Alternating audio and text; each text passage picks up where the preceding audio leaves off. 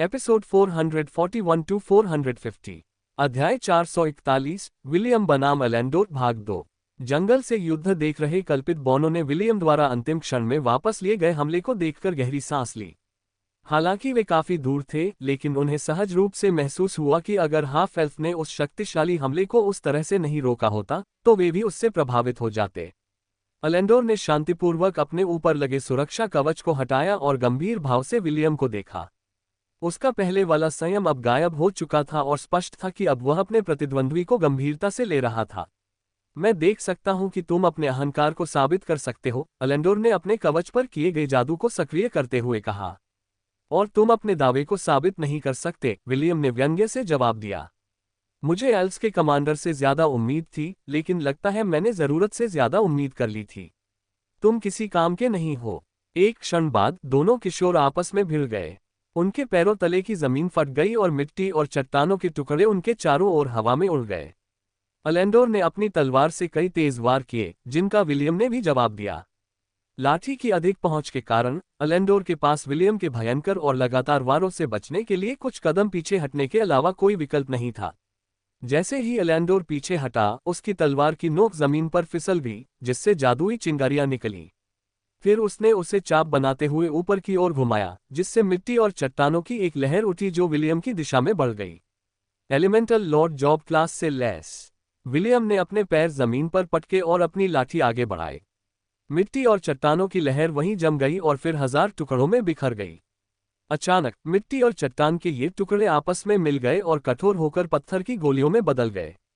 अपनी लाठी के एक झटके से ये पत्थर की गोलियां एलेंडोर पर बरस पड़ी, जिससे उसे हिलने डुलने का भी मौका नहीं मिला। एक जोरदार चीख के साथ एल्फ कमांडर ने अपने केंद्र में एक बवंडर खड़ा कर दिया। उस पर दागी गई सभी पत्थर की गोलियां बवंडर की गति के कारण दोगुनी ताकत से विलियम की ओर लौट आईं। विलियम ने अपना हाथ झटका और उसके सामने एक पवनचक्की प्रकट हो गई। एलेंडोर की तरह उसने सभी स्टोन बुलेट्स को सोख लिया, लेकिन इस बार उन्हें वापस भेजने के बजाय उसने उन्हें आपस में मिला दिया। क्विक शॉट वो आर्ट फास्ट फॉर्म, विलियम ने हाथ से बंदूक चलाने का इशारा करते हुए कहा। अपने रास्ते में आने वाली हर चीज को नष्ट कर दो। रेलगन। ये हमला इतना तेज था कि एलेंडोर तुरंत प्रतिक्रिया नहीं दे पाया। अगर उसकी जीवनरक्षक कलाकृति स्वतः सक्रिय न होती तो विलियम के ध्वनि की गति से चलने वाले पृथ्वी भाले से वह घायल हो जाता। एक जोरदार धमाका हुआ और धमाके की तीव्रता से एल्फ कमांडर दूर जा गिरा। उसके शरीर को सुरक्षा देने वाले कवच के कारण उसे कोई चोट नहीं आई, लेकिन फिर भी वह जहां खड़ा था वहां से कई मीटर दूर जा गिरा और जंगल के पेड़ों से टकराते हुए अंत में रुक गया। विलियम ने स्टॉर्मकॉलर को बुलाया और उसकी ब्लेड की नोक पर बिजली कड़क उठी। 13वीं कक्षा के छात्र, बिजली के देवता की युद्ध कला। विलियम दहाड़ा। हम पर हमला करो, गैबोर्ग। बिजली का भाला निर्दयतापूर्वक गिरे हुए एल्फ कमांडर की ओर बढ़ा। विलियम ने पहले ही एलेंडोर को मारने का फैसला कर लिया था, क्योंकि वह समझ गया था कि एलेंडोर भी उसे मारना चाहता है। ऐसी स्थिति में दया दिखाने की कोई आवश्यकता नहीं थी। लाल बालों वाले उस लड़के को उन लोगों के लिए जरा भी दया नहीं थी जो मरने के लायक थे। हालांकि सुरक्षा कवच ने एलेंडोर की रक्षा की, लेकिन विलियम के हमले के प्रभाव से उसका शरीर क्षणिक रूप से लकवाग्रस्त हो गया था। सुरक्षा कवच भी गायब हो गया था, जिससे वह हाफ एल्फ के घातक प्रहार के सामने असुरक्षित हो गया था। स्टॉर्मकॉलर की तलवार की नोक एडमेंटियम से बनी ढाल से टकराई, जिससे जंगल में धातुओं के आपस में टकराने की आवाज गूंज उठी। राजकुमारी एओविन के रक्षक के रूप में सेवा करने वाला ब्लेड मास्टर एलेंडोर के सामने प्रकट हुआ ताकि उस वार को रोक सके जो एल्फ कमांडर की जान लेने के लिए किया गया था। हा हा, ब्लेड मास्टर चिल्लाया और उसके हाथ में मौजूद ढाल तेजी से चमक उठी। एक जोरदार धक्के से उसने स्टॉर्मकॉलर के हमले को नाकाम कर दिया और उसे आसमान की ओर फेंक दिया। विलियम ने गुस्से से नाक सिकुड़ी और स्टॉर्मकॉलर को वापस बुलाने के लिए हाथ उठाया। फिर उसने गिरे हुए एल्फ कमांडर को तिरस्कार भरी नजरों से देखा और अपने भाले का हैंडल अपने कंधे पर टिका दिया। कमजोर, विलियम ने तिरस्कार से कहा। अगर तुम बस इतना ही कर सकते हो तो बेहतर है कि अपना सामान समेटकर सिल्वर मून महाद्वीप लौट जाओ। अपने कुलपति को जरूर बता देना कि मैंने, तुम्हारे वंश को बचाने वाले नायक के पुत्र ने, तुम्हारे चेहरे का इस्तेमाल जमीन पहुंचने के लिए किया। विलियम ने अपने हाथ में भाला घुमाया और उसे एलेंडोर की ओर इशारा करते हुए कहा, 100 साल बाद मुझे चुनौती देने में संकोच न करें। शायद तब तक आपके पास जीतने का मौका हो। विलियम के शानदार प्रदर्शन को देखकर युवा एल्फ प्रतिभाओं के दिल कांप उठे। उन्हें लगा कि वे न केवल सिल्वर मून महाद्वीप में बल्कि हेस्टिया की पूरी दुनिया में सबसे शक्तिशाली किशोर हैं। वह सचमुच हमारे नायक का पुत्र है, एक सुंदर परी ने धीरे से कहा। वह कितना बलवान है। लड़की के पास मौजूद एल्फ्स ने सहमति में सिर हिलाया। अलेंडोर को एल्फ जाति के सबसे शक्तिशाली प्रतिभाशाली योद्धाओं में से एक माना जाता था और विलियम ने उसके साथ इस तरह व्यवहार किया कि वह एक ऐसे नवोदित योद्धा की तरह लग रहा था जो पहली बार युद्ध लड़ रहा हो। मैं तुम्हें मार डालूंगा, अलेंडोर ने खड़े होते हुए चिल्लाकर कहा। तुम गंदे आधे खून। विलियम के शब्दों से हुई शर्मिंदगी और अपमान के कारण अलेंडोर का चेहरा अब गुस्से से विकृत हो गया था। राजकुमारी ओविन युवा एल्फ कमांडर को लगभग पहचान ही नहीं पाई क्योंकि अलेंडोर के क्रोध से भरे चेहरे को उन्होंने पहली बार देखा था। अलेंडोर का चेहरा इतना डरावना था कि वह अनजाने में ही एक कदम पीछे हट गई। आओ और इस नीच को राख में बदलने में मेरी मदद करो। अलेंडोर ने आकाश की ओर उंगली उठाते हुए दहाड़ा। मेरी पुकार सुनो डियोल्ड्रियोस। उसकी उंगली की नोक से चांदी की एक किरण निकली और हवा में एक विशाल जादुई घेरा बन गया। कुछ ही क्षणों बाद 10 मीटर लंबा एक चांदी का अजगर जादुई घेरे से निकला और एक डरावनी दहाड़ मारी। मेरे लिए उसे मार डालो, डियोल्ड्रियोस। सहस्राब्दी श्रेणी के शिखर पर स्थित रजत ड्रैगन ने अपना विशाल जबड़ा खोला और ड्रैगन की सांस छोड़ने की तैयारी की। एर्चितु तुरंत विलियम के सामने आ गया और उस अर्धएल्फ की रक्षा के लिए रक्षात्मक मुद्रा अपना ली। डियोल्ड्रियोस अपना अंतिम हमला करने ही वाला था कि तभी आकाश से एक सारस की चीख सुनाई दी। अचानक एक नीले धूमकेतु ने अजगर के सिर पर जोरदार प्रहार किया, जिससे वह लड़खड़ा गया और अपना हमला करने में असमर्थ हो गया। नीले धूमकेतु ने बदले की भावना से अजगर के सिर पर बार बार हमला किया, उसे प्रतिरोध करने का कोई मौका नहीं दिया। कुछ ही देर में एक जोरदार प्रहार के कारण सिल्वर ड्रैगन जमीन पर गिर पड़ा, जिससे वह हवा में उड़ने में असमर्थ हो गया। अलेंडोर ने अपने गिरे हुए पशु साथी पर एक नजर डाली और फिर अपनी निगाह उस व्यक्ति पर केंद्रित कर ली जिसने इस घृणित अर्धएल्फ को मारने की उसकी योजना को विफल कर दिया था। एक सफेद सारस ने अहंकार से अपने पंख फड़फड़ाए और एक तेज और कानफाड़ देने वाली चीख निकाली। वो क्रेन, यह महामहिम है। वह यहाँ क्या कर रही है? आकाश में विशाल सारस को पहचानते ही कल्पित बौने अचंभित रह गए। सिल्वर मून महाद्वीप में हर कोई जानता था कि यह सारस कौन है, क्योंकि यह उनकी एकमात्र संत की पशु साथी थी। वह कोई और नहीं बल्कि रॉयल सिल्वर मून क्रेन थी, जो ड्रैगन को भी डर से कांपने पर मजबूर कर देती थी। स्कायला ने अलांडोर को घृणा से घूरा, जिसने एक सहस्राब्दी राक्षस को बुलाकर विलियम को मारने की कोशिश की थी। स्वभाव से कोमल होने के बावजूद जब कोई उसके प्रियजनों को नुकसान पहुंचाने की कोशिश करता था तो वह एक एल्डर ड्रैगन से भी अधिक खतरनाक हो जाती थी। इस समय वही युवा एल्फ कमांडर को हत्या के इरादे से भरी नजरों से देख रही थी। उसे इस बात की परवाह नहीं थी कि वह इंसान है, ड्रैगन है या एल्फ। जो भी उसकी उल्टी खाल को छूने की हिम्मत करता, उसका एक ही अंजाम होता, मौत। अध्याय 442 सभी शत्रुओं को परास्त करो। बड़ी बहन स्कायला, विलियम ने धीरे से कहा और उस सफेद सारस को घूरने लगा जो गुस्से के मारे जोरदार हमला करने की तैयारी में लग रहा था। ट्रू। स्कायला नीले धूमकेतु में परिवर्तित होते ही जमीन की ओर गोता लगा गई। उसने अलेंडोर की जान हमेशा के लिए लेने की योजना बनाई थी, उसे अपने कार्यों के परिणामों की परवाह नहीं थी। ब्लेड मास्टर समय पर प्रतिक्रिया नहीं कर सका और क्रोधित सफेद सारस को अपने पास से गुजरते हुए असहाय होकर देखता रहा। बड़ी बहन, कृपया रुक जाए। राजकुमारी ओविन अलांडोर के सामने बाहें फैलाकर खड़ी हो गई। स्कायला ने राजकुमारी को पहचान लिया और तुरंत एक तरफ मुड़ गई, उससे पूरी तरह बचते हुए। फिर भी उसके हमले के बाद आई हवा के झोंके ने लगभग एल्फ राजकुमारी को उड़ा ही दिया। सौभाग्य से उसके रक्षक के रूप में कार्य कर रहे ब्लेड मास्टर ने उसकी कमर पकड़कर उसे वहीं रोके रखा। सारस की घृणाभरी चीख जंगल में मौजूद सभी कल्पित बौनों पर गूंज उठी। स्कायला ने अपनी प्रचंड पशु शक्ति का प्रयोग किया, जिससे कल्पित बौने जमीन पर घुटने टेकने को विवश हो गए। गिरा हुआ अजगर एक बार फिर अपनी शक्ति का प्रदर्शन करते हुए आकाश में मंडरा रहे श्वेत सारस पर दहाड़ उठा। यह देखकर कि एक मामूली सिल्वर ड्रैगन ने उस पर दहाड़ने की हिम्मत की, व्हाइट क्रेन एक तीर की तरह नीचे झपटी और उस मिलेनियल बीस्ट पर अपना क्रोध उंडेल दिया जिसने उसे चुनौती देने की हिम्मत की थी। सिल्वर ड्रैगन पीछे नहीं हटा और उसने अपने पंख फड़फड़ाकर उस धोखेबाज क्रेन से लड़ाई की जिसने उसे आकाश से नीचे गिरा दिया था। स्काइला ने अपने झूले का इस्तेमाल करते हुए ड्रैगन के सिर पर जोरदार प्रहार किया, जिससे वह दर्द से दहाड़ उठा। हालांकि उसका प्रतिद्वंदी उससे 5 गुना बड़ा था, फिर भी सफेद सारस ने निडर होकर उस पर बेहद करीब से विंडब्लेड से हमला किया।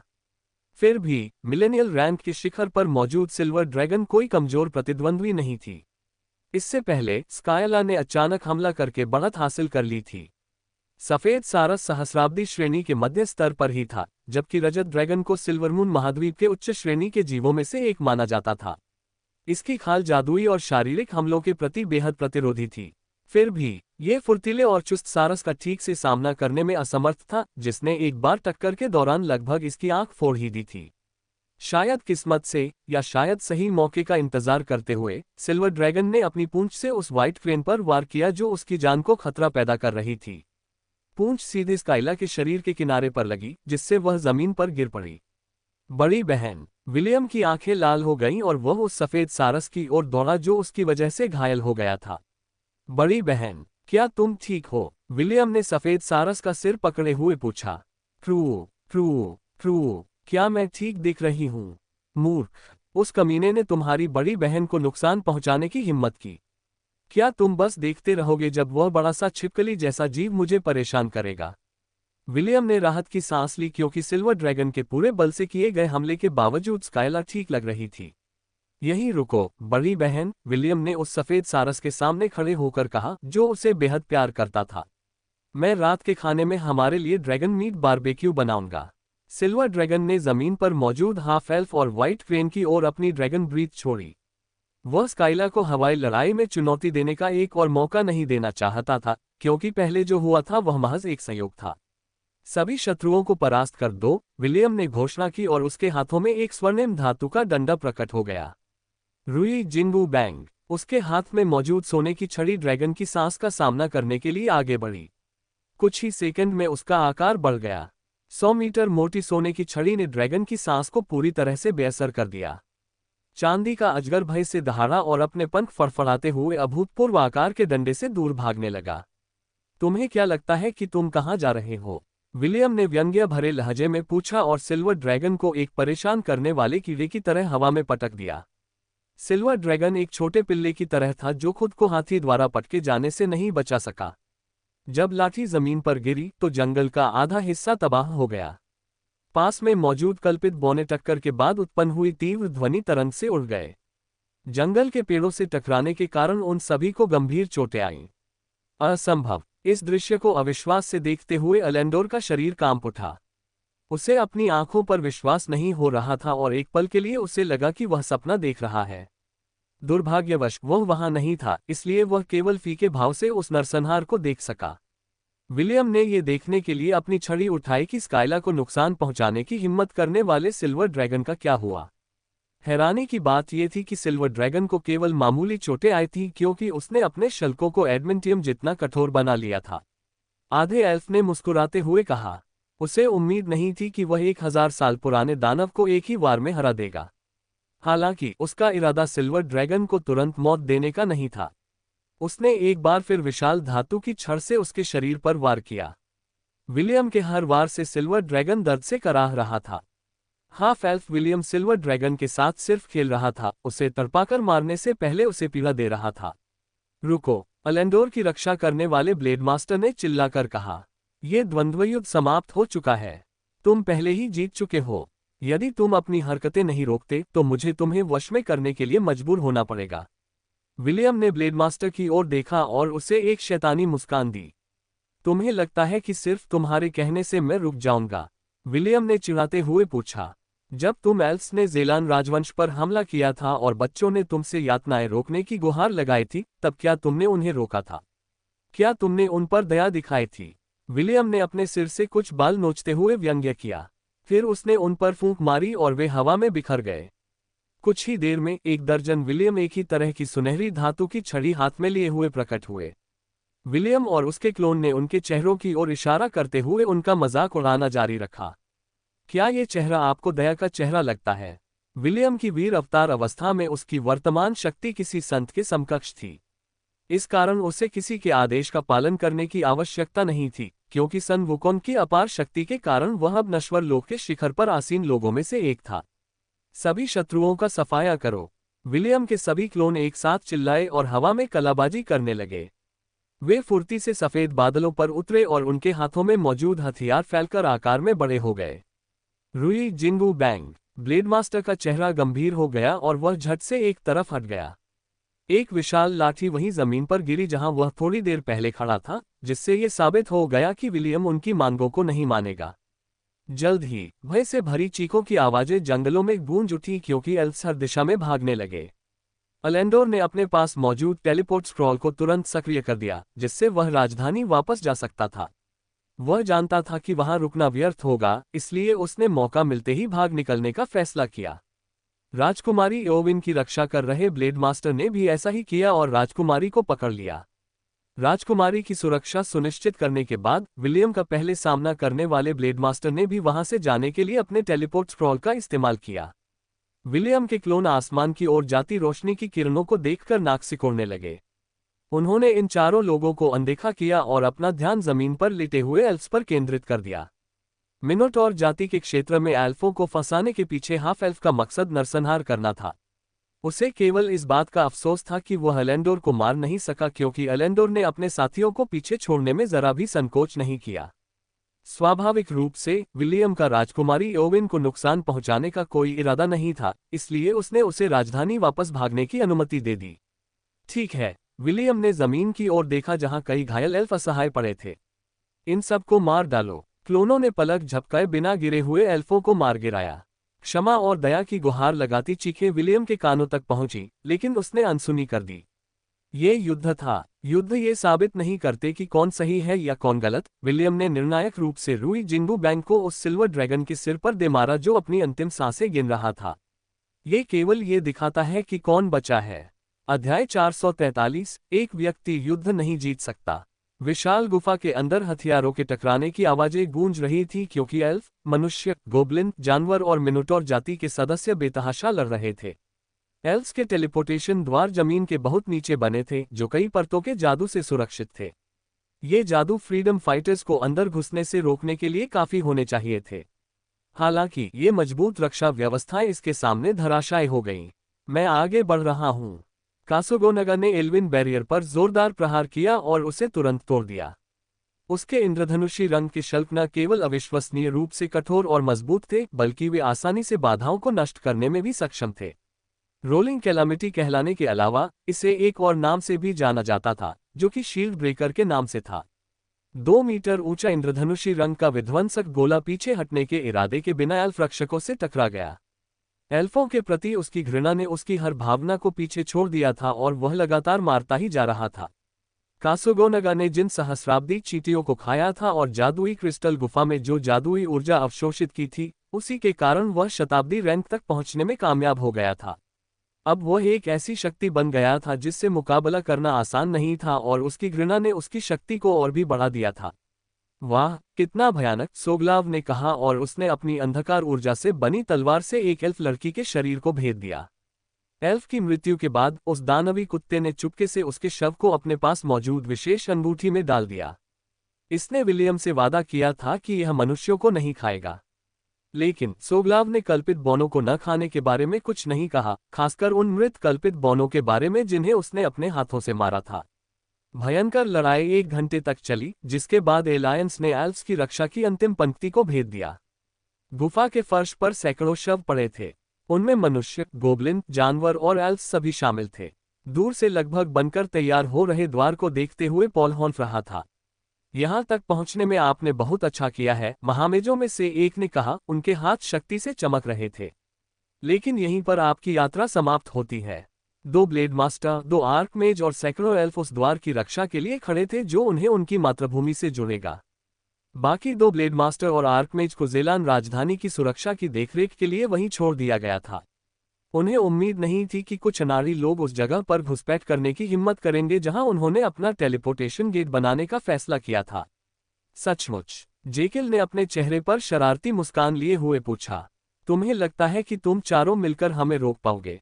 काफी से ज्यादा है, ब्लेड मास्टर्स में से एक ने अपनी तलवार निकालते हुए गुस्से से कहा। और हम तुमसे भी निपटेंगे, गद्दार कुतिया। सेलिन ने अपने होंठ ढांक लिए और खिलखिलाकर हंसी। उसने उस ब्लेड मास्टर को अनसुना कर दिया जिसने उसे गालियां दी और बड़ी उत्सुकता से द्वार की ओर देखने लगी। हमें तुम्हें बचपन में ही मार देना चाहिए था, एक महाजाति ने जमीन पर थूकते हुए कहा। एल्फ जाति का मैल। दोनों ब्लेड मास्टर्स ने अपनी तलवारों की आभा का प्रयोग किया, जिससे जेकिल और सेलिन के पीछे खड़े किशोर पीछे हट गए। कमजोरों को धमकाने और ताकतवरों से डरने वाला पसोगलाव बच्चों के पीछे खड़ा होकर दूर से ये सब देख रहा था। गठबंधन में सबसे आगे रहने वाले कासुगोनगा ने हमले की तैयारी करते हुए अपनी आंखें सिकोड़ लीं। पॉल, बाकी लोगों को लेकर गुफा के प्रवेश द्वार की रखवाली करो, जेकिल ने आदेश दिया। बाकी का काम हम संभाल लेंगे। समझ गया, पॉल ने जवाब दिया।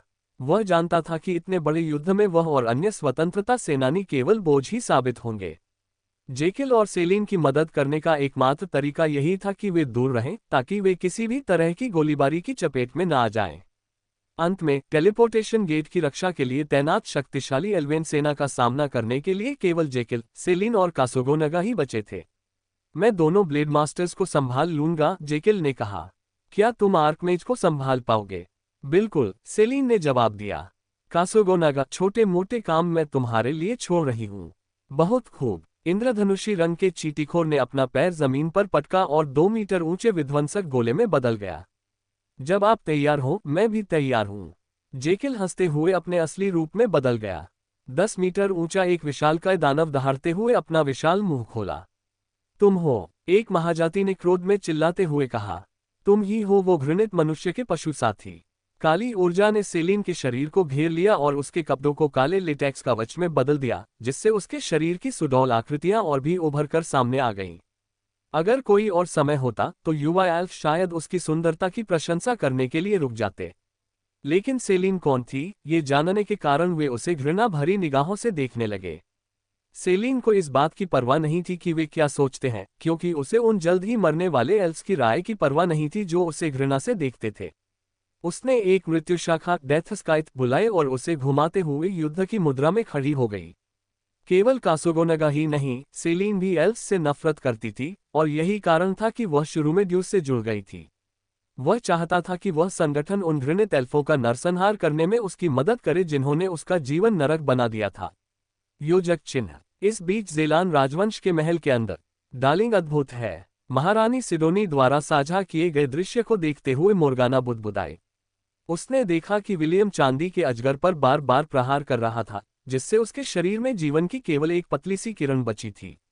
दूसरी ओर महारानी सिडोनी ने विलियम के क्लोनों की क्षमताओं का गंभीर भाव से अवलोकन किया। एक सैन्य रणनीतिकार होने के नाते उन्हें उन महत्वपूर्ण लोगों के बारे में यथासंभव अधिक से अधिक जानकारी प्राप्त करना आवश्यक था जो युद्ध का रुख किसी भी दिशा में मोड़ सकते थे। शुरू में उसे लगा कि विलियम ताकतवर है। उसका अनुमान था कि जिस लड़के से वह प्यार करती है वह प्लेटिनम रैंक के मध्य चरण में है, जिसे मध्य महाद्वीप के साम्राज्यों के बीच भी एक सच्चा विलक्षण प्रतिभा वाला व्यक्ति माना जाता था। हालांकि उसने जिस युद्ध कौशल का प्रदर्शन किया था वह उसके प्रारंभिक अनुमान से कहीं अधिक था। एक संत, महारानी सिडोनी ने धीरे से कहा। फिर उसने विलियम की हर हरकत का बारीकी से आकलन करते हुए अपनी आंखें सिकोड़ लीं। यह शायद कोई ऐसी क्षमता है जिसका उपयोग केवल थोड़े समय के लिए ही किया जा सकता है। साथ ही मुझे लगता है कि सर विलियम ने ये क्षमता हाल ही में प्राप्त की है, सिडोनी ने सोचा। अगर उनके पास ये क्षमता दानव आक्रमण से पहले होती तो वे कोमा में नहीं जाते। महारानी सिडोनी एक तर्कसंगत व्यक्तित्व की धनी थी।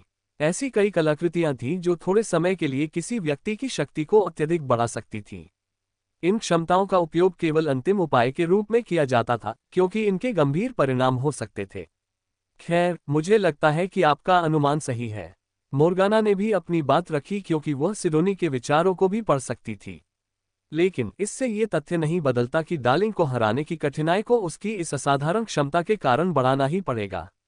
मेरा मतलब है, अगर उसने उस सुनहरी धातु की छड़ का इस्तेमाल हमारे खिलाफ किया होता तो चींटी रानी अब तक मर चुकी होती, है ना? महारानी सिडोनी अपने पति के अनुमान से सहमत थी। हालांकि उन्हें थोड़ी झुंझलाहट महसूस हुई, क्योंकि विलियम की क्षमताएं उनकी अपनी क्षमताओं के बिल्कुल विपरीत प्रतीत हो रही थीं।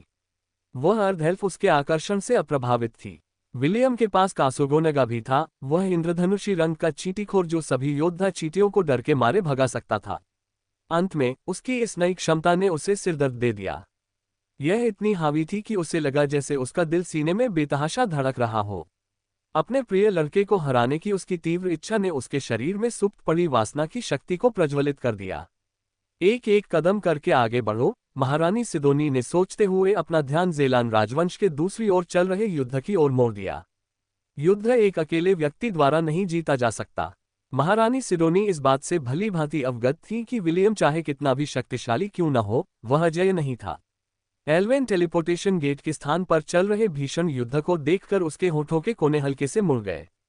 किसी फिल्म को देखने की तरह महारानी सिडोनी ये देखना चाहती थी कि एल्वेस पर किए गए इस हमले का अंत अच्छा होगा या बुरा। जैसे ही लाखों चहचहाहटें उसके कानों तक पहुंची, उसकी उंगली ने हल्के से उसके सिंहासन की कुर्सी को थपथपाया। ये उसकी 10 लाख सैनिकों की सेना की प्रतिक्रियाएं थीं, जिन्हें वह कभी भी कहीं भी आदेश दे सकती थी। वे अत्यंत धैर्यपूर्वक उस समय की प्रतीक्षा करते रहे जब वे अपनी उपस्थिति का एहसास कराएंगे और जो भी उनके रास्ते में आने का साहस करेगा उसे अपने पैरों तले रौंद देंगे। अध्याय 444 एल्विन सुदृढ़ीकरण। जेकिल दहाड़ा और अपना मुंह चौड़ा खोल दिया। इस समय वह अपने असली रूप में था, एक काइमेरा जो आधे ड्रैगन और आधे शेर जैसा दिखता था, जिसके पूरे शरीर पर हरे रंग के शल्क थे। वह एक ताउटी था, उन 4 बुराइयों में से एक जिसने दक्षिणी महाद्वीप को अपना घर बनाया था। ब्लेड मास्टर्स ने तुरंत अपनी तलवार की आभा का प्रयोग करके जमीन पर अपना संतुलन बनाए रखा। एक आर्कमेज ने अपनी ही सेना पर उलझाने वाली जड़ों का प्रयोग किया ताकि वे ताउटी के उस निर्वात में समा न जाएं जो एक ब्लैक होल की तरह था और किसी भी चीज को निगल सकता था। ये पहली बार नहीं था जब उन्होंने जेकिल का असली रूप देखा था, क्योंकि वे उस समय भी मौजूद थे जब मानव नायक ने इसी जानवर के ऊपर खड़े होकर राक्षसों को खदेड़ दिया था। शेष आर्कमेज भी निष्क्रिय नहीं था। उसने टेलीपोर्टेशन गेट पर एक स्वर्ण क्रिस्टल फेंका। जेकिल जैसे शक्तिशाली दानव से लड़ना उनके लिए असंभव था, इसलिए उन्होंने मदद के लिए समय से पहले ही गेट को सक्रिय करने का निर्णय लिया। द्वार के केंद्र में एक विशाल स्वर्णिम पोर्टल प्रकट हुआ, जिससे यह संकेत मिला कि यह वर्तमान में सक्रिय है। जेकिल ने टेलीपोर्टेशन गेट को हमेशा के लिए नष्ट करने के इरादे से उस पर काली ज्वालाओं का एक झोंका छोड़ा। उसने देखा कि आर्कमेज ने क्या किया और उसने एल्विन रक्षकों से निपटने से पहले गेट को नष्ट करने का फैसला किया। मेरे रहते नहीं। इससे पहले एंटेंगलिंग रूट्स का प्रयोग करने वाले आर्कमेज ने टेलीपोर्टेशन गेट के चारों ओर मौजूद प्रतीकों को सक्रिय कर एक अवरोध उत्पन्न कर दिया। जेकिल की ज्वालाएं द्वार की रक्षा करने वाली बाधा से टकराने पर भूमिगत गुफा हिल गई। सेलीन ने अपने डेथस्काइट के कुंसिरे को जमीन में गाड़ दिया और जेकिल के जोरदार हमले के बाद के परिणामों से खुद को बचाने के लिए एक डार्कस्फीयर बनाया। मैं आगे बढ़ रहा हूं। कासुगोनगा ने काली लपटों की अवहेलना की और अवरोध की ओर बढ़ गया। उसने इसे नष्ट करने की योजना बनाई ताकि जेकिल की लपटें उन घृणित कल्पित बौनों का नाश कर सके जिन्हें वह इतनी बुरी तरह से मारना चाहता था। कासुगोनगा के हमले के बाद गुफा की रक्षा दीवार में कई दरारें पड़ गईं, जिससे गुफा के अंदर चटकने की आवाज गूंज उठी। इंद्रधनुषी रंग का चींटीखोर दृढ़ संकल्प के साथ आगे बढ़ता रहा। मर जाओ। एक घृणास्पद चीख के साथ अवरोध टूट गया और जेकिल की काली ज्वालाएं उन कल्पित बौनों की ओर बढ़ी जिनके चेहरे पीले पड़ गए थे। अचानक टेलीपोर्टेशन गेट के भीतर से एक जोरदार गड़गड़ाहट गूंजी। गेट के केंद्र से कई विशाल बिजली के झटके निकले जिन्होंने जेकिल की काली ज्वालाओं को निष्क्रिय कर दिया और साथ ही कासुगोनगा को पीछे धकेल दिया। हम फिर से मिल रहे हैं, तुम ताउटी। अब समय आ गया है कि हम अपने मतभेदों को हमेशा के लिए सुलझा लें। एक खूबसूरत प्राणी विशाल सुनहरे द्वार से निकला और एल्स के सामने आ गिरा। उसकी चांदी जैसी काया पर बिजली सी दौड़ रही थी और वह अपने सामने खड़े ताउटी को घृणा भरी निगाहों से घूर रहा था। उसके सिर से एक लंबा सींग निकला हुआ था जो गुफा के अंदर तेजी से चमक रहा था। वह मिथकों और किंवदंतियों का प्राणी था। वह कोई और नहीं बल्कि एक किलिन था, आधा यूनिकॉर्न आधा ड्रैगन जैसा प्राणी जिसे सिल्वरमून महाद्वीप के रक्षकों में से एक माना जाता था। वह मात्र 5 मीटर लंबा था, फिर भी उसकी शख्सियत जेकिल से कम प्रभावशाली नहीं थी। महामहिम एनरू, हमारी पुकार सुनने के लिए धन्यवाद। द्वार पर स्वर्ण क्रिस्टल फेंकने वाले महाजादूगर ने आदरपूर्वक सिर झुकाया। किलिन ने एल्फ को तिरछी नजर से देखा और फिर अपना ध्यान ताउटी पर केंद्रित कर लिया। अरे, सिल्वरमून महाद्वीप के असंख्य प्राणियों में सबसे पाखंडी प्राणी आ गया है, जेकिल ने व्यंग्य किया। मुझे उस समय तुम्हें न खाने का अफसोस है। ये तुम्हारी गलती थी, एनरू ने जवाब दिया। अब तुम्हें वह अवसर नहीं मिलेगा। देखते हैं, नन्हे बिजली के घोड़े। चुप रहो, तुम घिनौने राक्षस। जेकिल और एनरू एक दूसरे की ओर दौड़े, जिससे धरती कांप उठी। किलिन ने स्वयं को बिजली की शक्ति से ढक लिया और बिजली के बोल्ट में बदल गया। दूसरी ओर जेकिल ने अपने शरीर के भीतर की दुष्ट ऊर्जा को मुक्त किया और प्रकाश की एक काली किरण में परिवर्तित हो गया। प्रकाश और अंधकार के बीच टकराव हुआ, जिसके परिणामस्वरूप घातक तत्वों की चिंगारियां आसपास मौजूद दर्शकों पर बरसने लगीं। कासुगोनगा ने इस अवसर का लाभ उठाकर एल्स पर हमला कर दिया।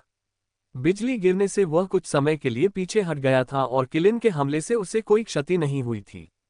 दोनों ब्लेड मास्टर्स ने तुरंत उसे खदेड़ दिया क्योंकि चींटी खाने वाले जीव ने किशोर एल्व्स को निशाना बनाया था जिनमें उसके हमले का सामना करने की शक्ति नहीं थी। अंधकार में महामारी। सेलिन चिल्लाए और उसके सामने सैकड़ों रक्त चमगादड़ प्रकट हो गए। ये चमगादड़ एक साथ चीखते हुए टेलीपोर्टेशन गेट की रक्षा कर रहे एल्फों के समूह पर टूट पड़े। आह नहीं, दूर हटो, मेरे पास मत आओ। युवा कल्पित बोनो ने रक्त चमगादड़ों पर हमला करने की पूरी कोशिश की, लेकिन वे बहुत तेज और फुर्तीले थे, इसलिए उन पर वार करना मुश्किल था। ये चमगादड़ बेरहमी से अपने शिकार को काटते थे और उनके शरीर से खून निकालते थे। तुरंत ही उनके द्वारा काटे गए लोग अंधापन, पक्षाघात, सुस्ती, उन्माद और भ्रम जैसी कई बीमारियों से ग्रस्त हो जाते थे। घबराओ मत, ये सिर्फ डार्क एनर्जी से बने हैं। इन्हें दूर भगाने के लिए अपनी पवन जादुई शक्ति का प्रयोग करो।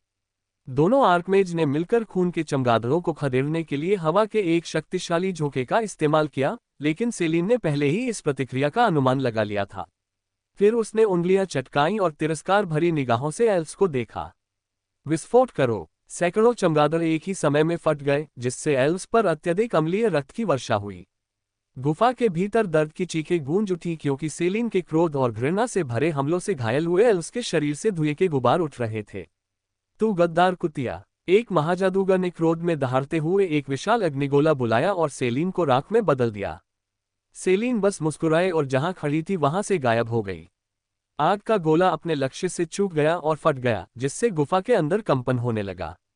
जब जेकिल और किलिन आपस में लड़ रहे थे, तब एल्फ रक्षकों के सिर पर चट्टान और मिट्टी के टुकड़े गिरने लगे। इसके अलावा एल्फों के पास गुफा के अंदर लड़ने के अलावा कोई विकल्प नहीं था, जिससे स्थिति और भी खराब हो गई। जल्द ही गुफा के ढहने के संकेत दिखने लगे क्योंकि ऊपर से और अधिक चट्टानें और मिट्टी गिरने लगी। ये तो तुम्हारी ही योजना थी। एनरो को आखिरकार समझ आ गया कि जेकिल जानबूझकर गुफा के आसपास के इलाकों पर हमला कर रहा था ताकि गुफा ढह जाए और टेलीपोर्टेशन गेट के साथ साथ उसकी रक्षा कर रहे एल्व्स भी दब जाएं। सेलिन भी ऐसा ही कर रही थी क्योंकि उसने एल्व्स को उस पर शक्तिशाली मंत्र डालने की अनुमति दी और आखिरी मिनट में उनसे बच निकली। जब कासुगोनगा को भी एहसास हुआ कि यह एक अच्छी योजना है, तो उसने गुफा के ढहने की प्रक्रिया को तेज करने के लिए खुद को गुफा की दीवारों से टकराना शुरू कर दिया। हरामखोरों! एनरो ने जेकिल को एक जोरदार लात मारी, जिससे वह टेलीपोर्टेशन गेट से कई मीटर दूर जा गिरा। उसने जोरदार हमला करने की हिम्मत नहीं की क्योंकि इससे गुफा ढह सकती थी। एल्व्स का सुनहरा द्वार एक बार फिर चमक उठा और उसमें से 2 मीटर लंबा एक पृथ्वी का गोलेम बाहर कूद पड़ा। वह वाकई एक कठिन यात्रा थी। पृथ्वी गोलेम ने जेकिल की ओर देखते हुए बुदबुदाया।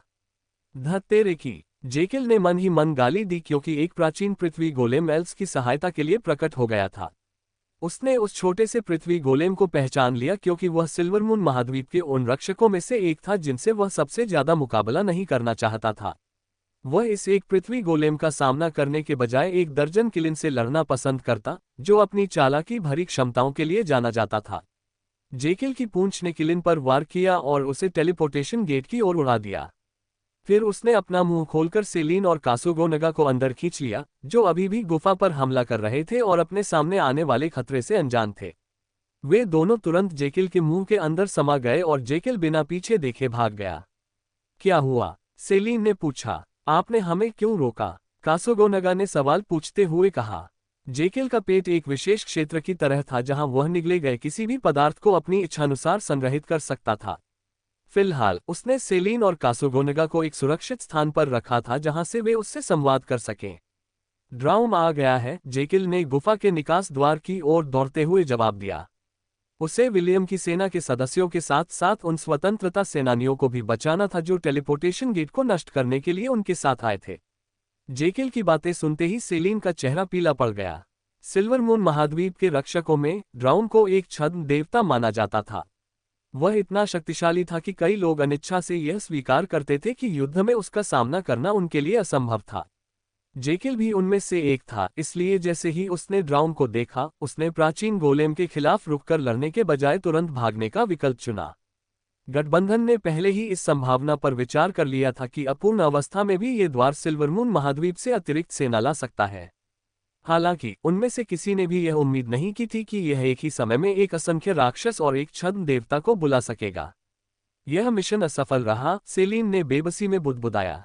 अब जब उसे अपनी वर्तमान स्थिति का पूरी तरह से वाकिफ हो गई थी, तो उसे जेकिल की सूझबूझ के लिए आभार महसूस हुआ। शायद अगर वे 1 मिनट भी गुफा के अंदर रहते तो अब तक वे सभी धरती के भीतर गहराई में दफन हो चुके होते और चट्टानी कैद से खुद को मुक्त करने में असमर्थ होते। अध्याय 445 अज्ञानी बच्चा। ये सब कंपन क्यों हो रहा है? वेंडी ने थोर के ऊपर बैठते हुए पूछा। वे गुफा के प्रवेश द्वार की रखवाली कर रहे थे और उनकी भूमिका बाहर से आने वाली किसी भी अतिरिक्त सेना को रोकना थी। एस्ट, इसहाक, डेव, कॉनराड, युवराज अलारिक, राजकुमारी एला और शाक्स गोब्लिन मारोडर भी गुफा के बाहर पहरा दे रहे थे। उन्होंने पहले ही एल्फ सेना के कई समूहों को खदेड़ दिया था, जिन्हें सूचित किया गया था कि मनुष्यों और जानवरों से बनी एक छोटी सेना ने उनके टेलीपोर्टेशन गेट पर अचानक हमला कर दिया है। भूकंप के झटके तेज हो गए और लगातार हो रहे कंपन से खुद को स्थिर रखने के लिए उन सभी को किसी न किसी चीज को पकड़ना पड़ा। अचानक कंपन तेज हो गया और उन्हें पीछे से किसी दैत्य के दौड़ने जैसी आवाज सुनाई दी।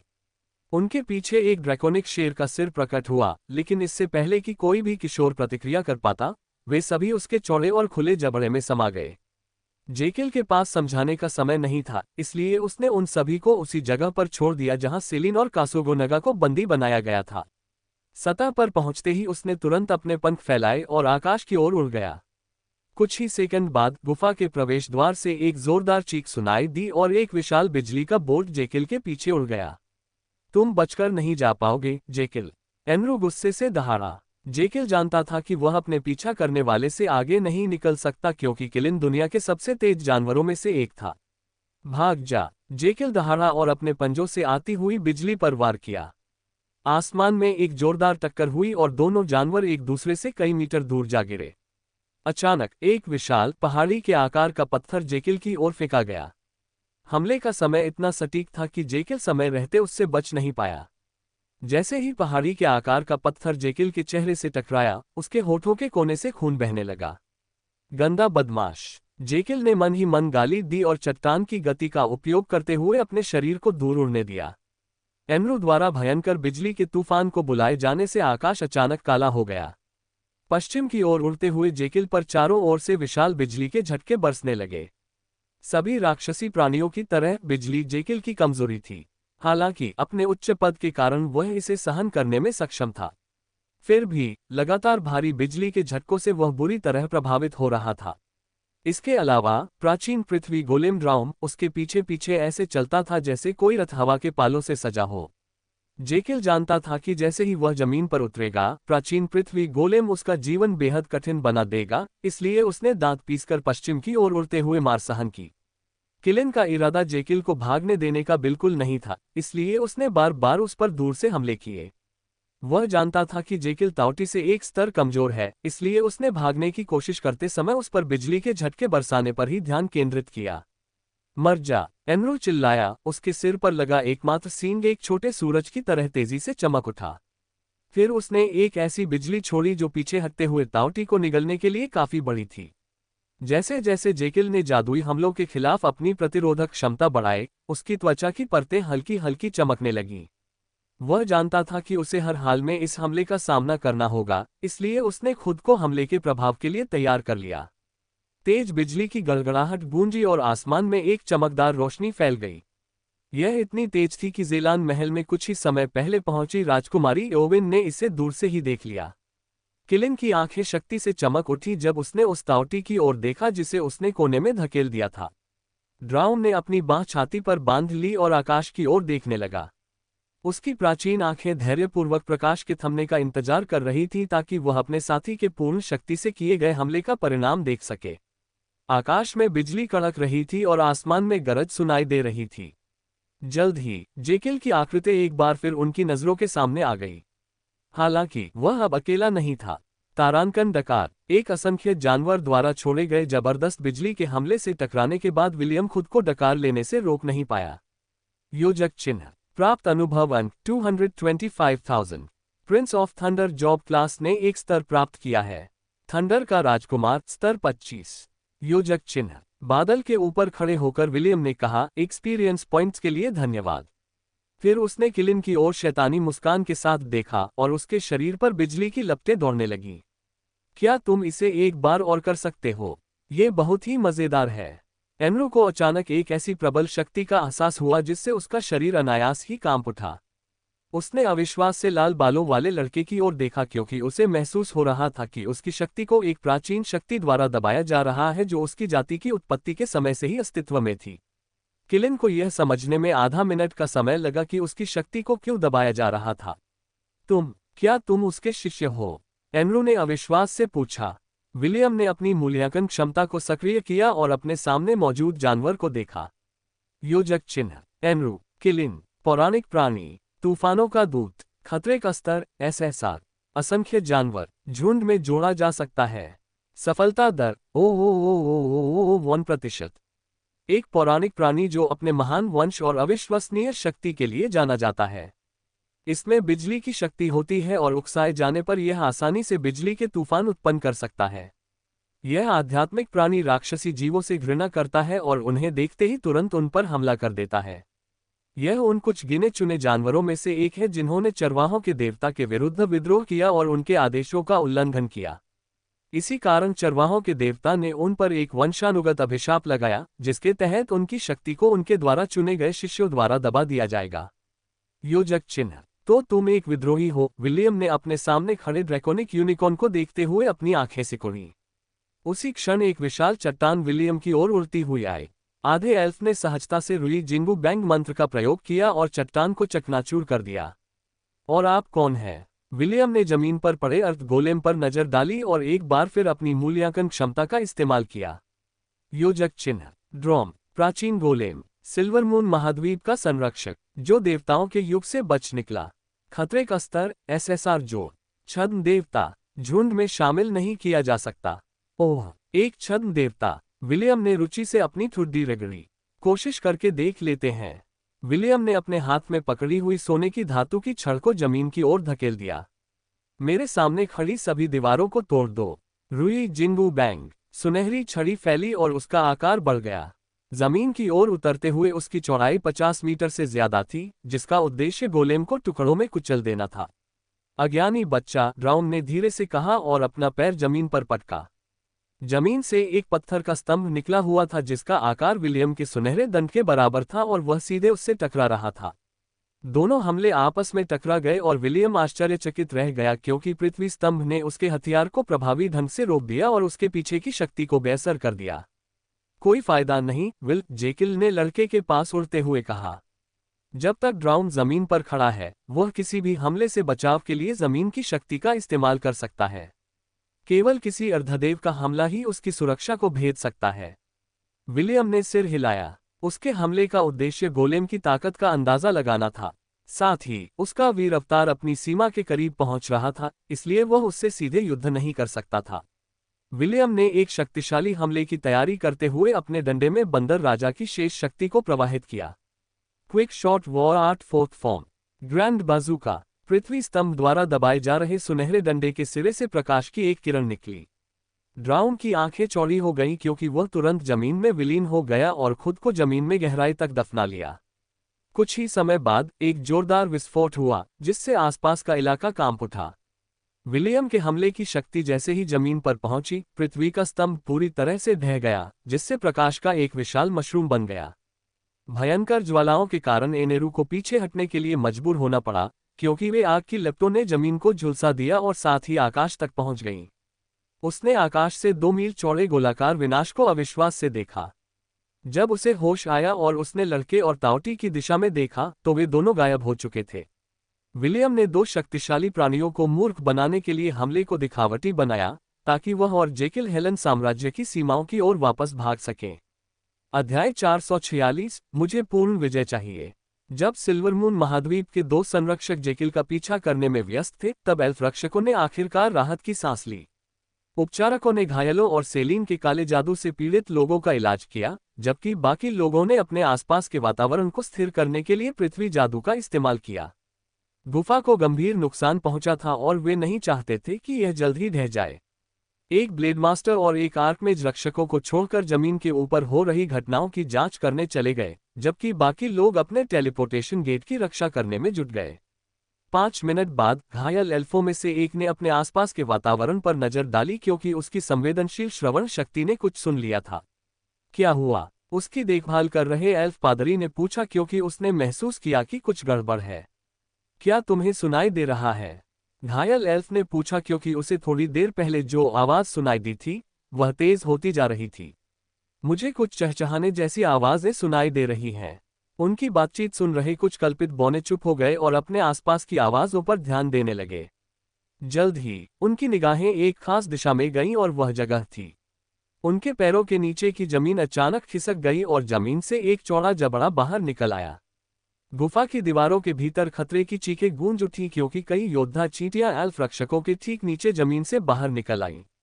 सहस्राब्दी श्रेणी की 4 विशालकाय सुनहरी चींटियां उत्पात मचाते हुए टेलीपोर्टेशन गेट की ओर बढ़ीं। उनके पीछे 3 तलवार संत और एक महाजादूगर सवार थे। क्रेटोर साम्राज्य। एल्फ आर्कमेज ने खुद को बचाने के लिए एक रक्षात्मक मंत्र का जाप किया, लेकिन वह एक पल देर हो गया। उसका सिर एक तरफ लुढ़क गया और एक पारदर्शी ब्लेड ने 1 सेकंड से भी कम समय में उसकी जान ले ली। एल्वेन ब्लेडमास्टर जानता था कि वह एक साथ 3 स्वॉर्ड सैंड्स के हमलों का सामना नहीं कर सकता, इसलिए उसने तुरंत अपने पास मौजूद टेलीपोर्टेशन स्क्रॉल का इस्तेमाल किया।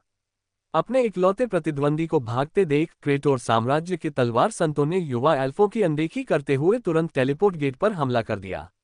उनके शक्तिशाली हमलों के कारण गेट पल भर में ध्वस्त हो गया। स्वॉर्ड सैंड्स ने कोई जोखिम नहीं लिया और एक भंडारण वलय का उपयोग करके सभी टूटे हुए टुकड़ों को सुरक्षित स्थान पर रख लिया। जब सभी नष्ट हुए टुकड़े एकत्र हो गए तो उन्होंने अपना ध्यान उन युवा एल्फ्स की ओर मोड़ा जिन्हें योद्धा चींटियों ने बुरी तरह से पीटा था, जिनकी संख्या उनसे कहीं अधिक थी। तलवार संतों ने एक दूसरे की ओर देखा और फिर एक साथ सिर हिलाया। इसके बाद वे युवा एल्फों को जल्द से जल्द बेहोश करने के लिए आगे बढ़े। 5 मिनट भी नहीं लगे और सभी एल्फ्स को वश में कर लिया गया और योद्धा चींटियां उन्हें उस सुरंग में ले गईं जो उन्होंने पहले से ही बना रखी थी। वे जल्दबाजी में पीछे हट गए क्योंकि वे जानते थे कि किलिन और अर्थ गोलेम किसी भी क्षण वापस आ सकते हैं।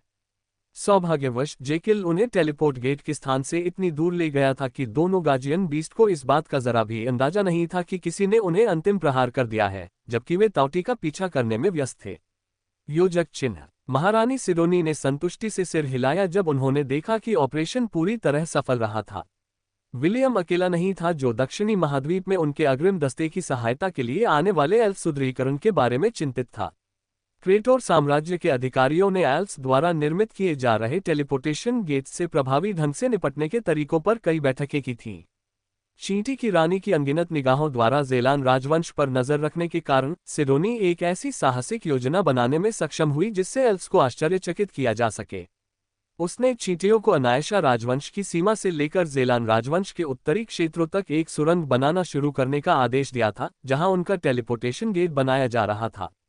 उसे पहले से ही पता था कि द्वार की रक्षा के लिए कितने रक्षक तैनात हैं, इसलिए उसने लाखों की संख्या में एक सेना तैयार की। यह एक त्वरित आक्रमण अभियान होना था जिसका मुख्य उद्देश्य द्वार को नष्ट करना था और चींटियों को तोप के चारे के रूप में इस्तेमाल करना था। तीनों संत और एक महाप्रभु ये सुनिश्चित करने के लिए वहां मौजूद थे कि सब कुछ योजना के अनुसार ही आगे बढ़े। महारानी सिडोनी जानती थी कि चींटियां चाहे कितनी भी शक्तिशाली क्यों न हो, मनुष्य का मस्तिष्क अधिक जटिल होता है और वह पल भर में त्वरित निर्णय लेने में सक्षम होता है। महाराज, आपको बधाई हो, राजकुमार जेसन ने मुस्कुराते हुए कहा। इसके साथ एल्फ्स ऐसी कोई शक्ति नहीं बना पाएंगे जो हमें धमकी दे सके। राजकुमार महारानी सिडोनी से कई मीटर दूर खड़ा था क्योंकि उसे डर था कि वह उसके आकर्षण का विरोध नहीं कर पाएगा, भले ही उसने आकर्षण प्रतिरोधक कलाकृतियों का एक सेट पहन रखा हो। अभी जश्न मनाने का समय नहीं है, महारानी सिडोनी ने जवाब दिया। किलिन और प्राचीन गोलेम कमजोर नहीं हैं। अगर मेरा अनुमान सही है तो ये दोनों राक्षस हमारे ही टेलीपोर्टेशन गेट पर हमला करके बराबरी का मौका बनाएंगे। राजकुमार जेसन ने सुंदर महारानी को देखते हुए मुस्कुराया।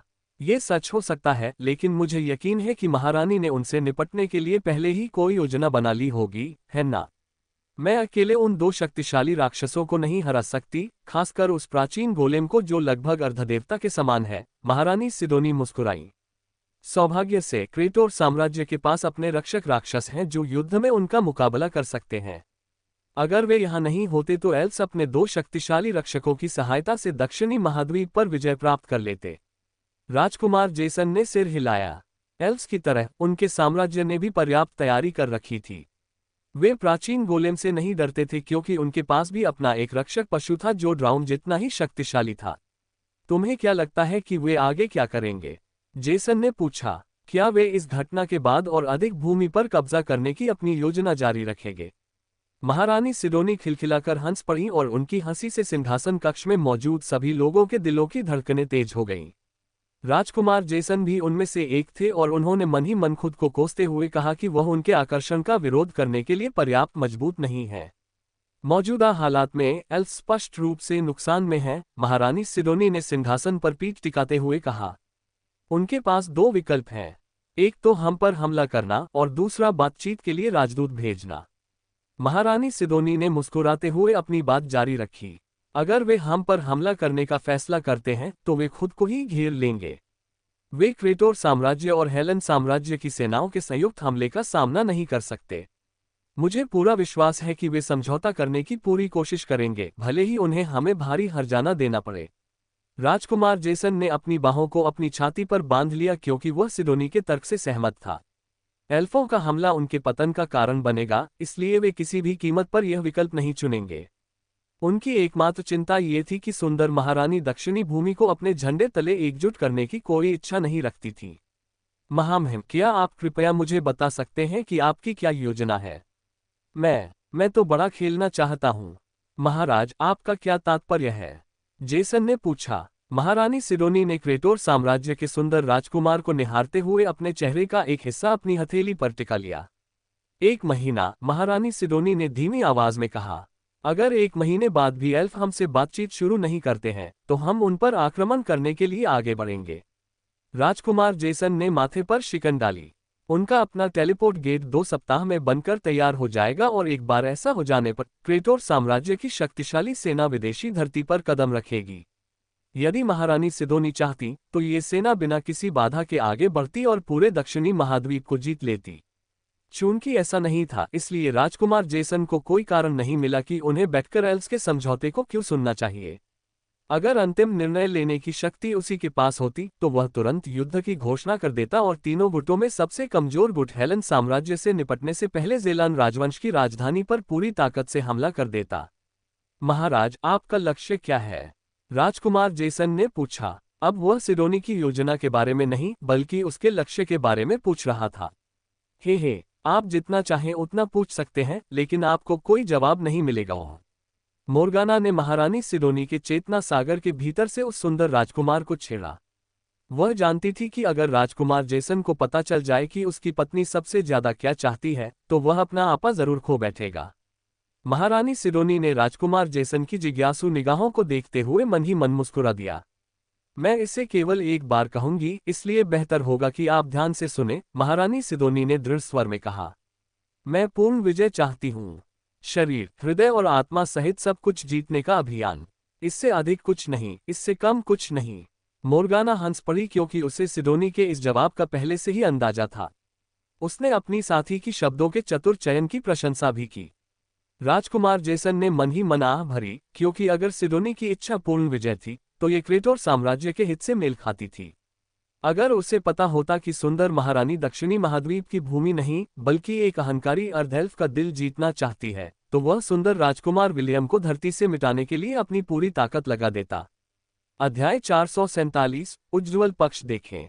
मैंने कभी नहीं सोचा था कि तुम्हारा असली रूप इतना अद्भुत होगा, विलियम ने कहा जब वह उस ताउटी के ऊपर बैठा था जो हेलन साम्राज्य की सीमाओं की ओर उड़ रहा था।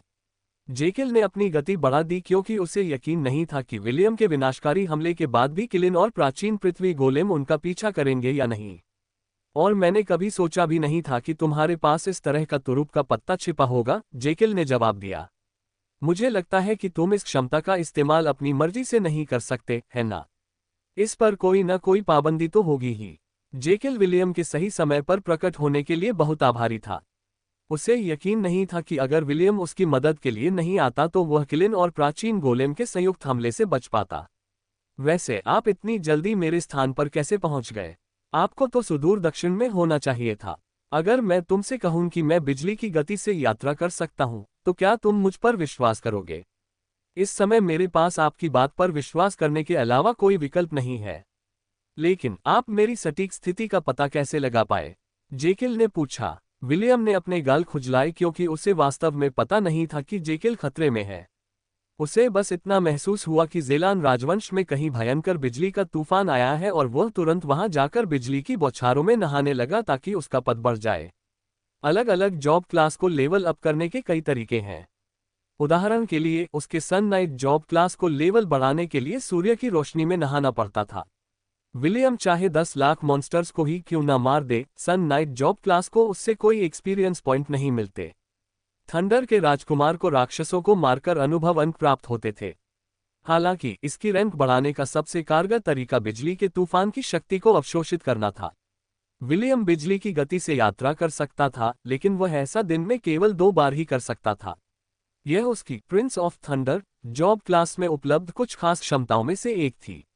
मुझे उत्तर दिशा से एक बहुत तेज बिजली का तूफान आता हुआ महसूस हुआ, इसलिए मैंने जांच करने का फैसला किया, विलियम ने सावधानीपूर्वक विचार करने के बाद उत्तर दिया।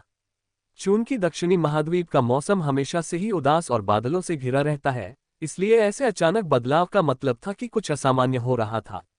जेकिल ने सिर हिलाया। हालांकि विलियम के स्पष्टीकरण में कुछ कमियां थीं, फिर भी उसने पूछताछ न करने का फैसला किया क्योंकि हर किसी को अपने रहस्य रखने का अधिकार होता है। क्या तुम टेलीपोर्टेशन गेट को नष्ट करने में कामयाब रहे? विलियम ने पूछा। जेकिल ने आह भरी। नहीं, अगर सिर्फ वह घमंडी एनरू होता तो मैं उससे निपट सकता था, लेकिन वह प्राचीन गोलेम ड्राउम एक ऐसा ताकतवर प्राणी था जिसे मैं इतने बंद स्थान में संभाल नहीं सकता था। विलियम ने भी मन ही मन आह भरी क्योंकि उनका मुख्य उद्देश्य पूरा नहीं हुआ था। उन्होंने जानबूझकर ज़ेलान राजवंश की सीमा में प्रवेश किया था। वे दक्षिण की ओर बढ़े ताकि एल्व्स को ये लगे कि वे मिनोटॉर जाति के अभयारण्य की ओर जा रहे हैं। अपनी यात्रा के आधे रास्ते में विलियम और एरचितु दक्षिण की ओर बढ़ते रहे जबकि जेकिल और अन्य लोग उत्तर की ओर चले गए, उन गुप्त टेलीपोर्टेशन गेटों का उपयोग करते हुए जिनके बारे में केवल ज़ेलान राजवंश के शाही परिवार के सदस्यों को ही पता था। युवराज अलारिक ने गुप्त रूप से गठबंधन का नेतृत्व करते हुए उत्तरी क्षेत्रों की ओर कूच किया ताकि ज़ेलान राजवंश की विभिन्न चौकियों पर बिखरे हुए एल्फों को इसकी भनक न लगे। उनकी योजना त्रुटिहीन थी, लेकिन दुर्भाग्यवश कुछ अप्रत्याशित घटनाएं घटित हो गईं। विलियम कुछ और कहने ही वाला था कि तभी उसे अपने विशेष संचार माध्यम से एजियो का एक संदेश प्राप्त हुआ। जब हाफ एल्फ ने जेकिल के साथ यह खबर साझा की तो उसके चेहरे पर एक जटिल भाव था। टेलीपोर्टेशन गेट नष्ट हो गया है, विलियम ने कहा। क्रेटोर साम्राज्य के चींटी योद्धाओं और कई संतों ने जमीन के नीचे एक सुरंग खोदी और उस समय हमला किया जब दोनों संरक्षक जानवर आपका पीछा करने में व्यस्त थे। ओह! विलियम की रिपोर्ट सुनकर जेकिल के स्वर में हैरानी साफ झलक रही थी। कुछ क्षण बाद वह व्यंग्यात्मक मुस्कान के साथ हंस पड़ा क्योंकि उसे एहसास हुआ कि अनजाने में ही उन्होंने चारा और बलि का बकरा बनकर क्रेटोर सेना के निर्णायक तख्तापलट का मार्ग प्रशस्त किया था। इससे मन में एक बुरा अनुभव रह जाता है। सकारात्मक पक्ष देखें, कम से कम अब हमें टेलीपोर्टेशन गेट के बारे में चिंता करने की जरूरत नहीं है। विलियम के आशावादी जवाब को सुनकर जेकिल ने हल्की सी आह भरी। ताओटी के पास यह मानने के अलावा कोई चारा नहीं था कि यद्यपि उनका मिशन असफल रहा, फिर भी उनका मुख्य उद्देश्य पूरा हो गया था। तो आपके मिशन का क्या हुआ? जेकिल ने पूछा। क्या आप उनके किसी उच्च पदस्थ अधिकारी को मार गिराने में कामयाब रहे? विलियम ने सिर हिलाया। बस कुछ छोटे मोटे दुश्मन थे। बड़ा दुश्मन तो बच निकला, लेकिन मैंने 1000 से ज्यादा एल्व्स को मार गिराया। सच तो यह है कि विलियम उन सभी एल्व्स को मारना चाहता था जो अलांडोर के साथ मिनोटोस के क्षेत्र में गए थे, लेकिन स्काइला ने उसे उन सभी को पूरी तरह से खत्म करने से रोक दिया। स्काइला अभी भी अपनी मां की साथी पशु थी, इसलिए वह विलियम को अपनी आंखों के सामने सभी कल्पित बौनों का नरसंहार करते हुए चुपचाप नहीं देख सकती थी। इसी कारण विलियम ने समझौता किया और उन लोगों को बख्श दिया जिन्होंने उसके सामने आत्मसमर्पण कर दिया था। उसने उन सभी को बेहोश कर दिया और उन्हें गोब्लिन क्रिप्ट की 36वीं मंजिल पर स्थित गॉडशॉप से खरीदी गई नई जेल में फेंक दिया। विलियम ने पूरे तल को बंद कर दिया था, इसलिए अगर कल्पित बौने भाग भी जाते तो वे उसकी अनुमति के बिना बाहर नहीं निकल पाते। आश्चर्यजनक रूप से उसे उनमें एक मानव लड़का मिला और उसने उसे एक अलग कोठरी में रख दिया। ज़ेलान राजवंश के उत्तर में मौसम में हो रही गड़बड़ी को महसूस करने के कारण उसके पास लड़के से पहले पूछताछ करने का समय नहीं था। विलियम ने लड़के पर अपनी मूल्यांकन क्षमता का प्रयोग कर उसका नाम जान लिया था। वह जानता था कि वह कौन है क्योंकि राजकुमार अलारिक और पॉल ने उसे अपने राजवंश के सबसे प्रतिभाशाली व्यक्ति का नाम बताया था। उस अर्ध एल्फ ने किशोर के गले में गुलामी का पट्टा भी देख लिया था। इसी वजह से उसने कोई जोखिम न लेने का फैसला किया और उसे फिलहाल कैद कर लिया। मैं तब तक इंतजार करूंगा जब तक हम हेलेन साम्राज्य की सीमा पार नहीं कर लेते, विलियम ने सोचा। लाल बालों वाले लड़के को अचानक फ्रीसिया राज्य की सुंदर राजकुमारी की याद आ गई। किरेंटोर पर्वत छोड़ने के बाद से उन दोनों का कोई संपर्क नहीं हुआ था। विलियम को नहीं पता था कि उनका गठबंधन अब भी कायम है या नहीं, क्योंकि ऐसा लगता था कि उनके बीच संबंध अच्छे नहीं थे। फिर भी वह इस बात के लिए बेहद आभारी था कि राजकुमारी, जिसने उससे उसके बच्चे मांगे थे, ने नाजुक समय में सही कदम उठाया।